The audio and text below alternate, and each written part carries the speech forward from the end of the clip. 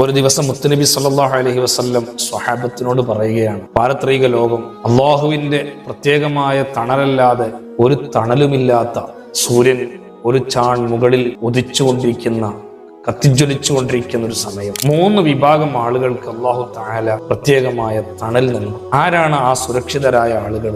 3 വിഭാഗം ആരാണ് നബിയെ? നബി സല്ലല്ലാഹു അലൈഹി വസല്ലം അവിടുന്ന് പറയുന്ന മറുപടി, ആ 3 പേരിൽ ഒരാള് മറ്റുള്ളവരുടെ പ്രയാസങ്ങളെ നീക്കിക്കൊടുക്കുന്ന വ്യക്തികളാണ്. പ്രയാസം അനുഭവിക്കുന്ന, ദുരിതം അനുഭവിക്കുന്ന വിഷയങ്ങൾക്ക് സാന്ത്വനമേകുന്ന മനുഷ്യരാണ്.